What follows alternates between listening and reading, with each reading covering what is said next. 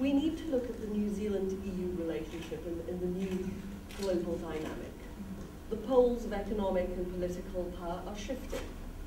How the world will look and feel in 2050, by the middle of this century, is going to be a fundamentally different place. And I think my fellow ambassador made the point that China and India are beginning to take their rightful place. But where they are in that respective journey is a whole other debate. But I think a fundamental question within that is, what is the role they see for themselves, and what is the role that they want, and actually calibrates how we approach our relationships to do those two emerging powers. And that's the fundamental point. But I'd like to sort of pick up a couple of themes from that.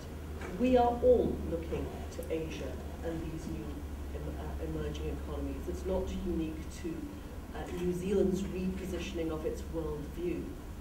You know, what was seen perhaps in Europe as a faraway, distant country at the bottom end of the Pacific, i.e. New Zealand, no longer looks like that to us.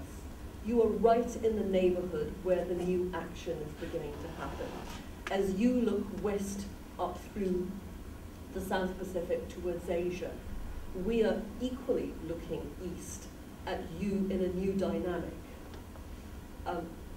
The relationship with New Zealand offers us, with those long-standing people-to-people ties, with that shared history, with that European part of your DNA, as much as the sort of the modern New Zealand, I think we have to ask ourselves, what is the modern relevance in our relationship? Europe, and at a bilateral level, individual nation states with New Zealand, as we all engage with Asia in the 21st century. So that has to be a fundamental part of the European and New Zealand relationship. How do we do the triangulation between us and all things Asia? But let's not forget, you know, countries like Brazil, South Africa, and of course Russia, who are part of that new global dynamic, and they have to be part of the equation going forward as well.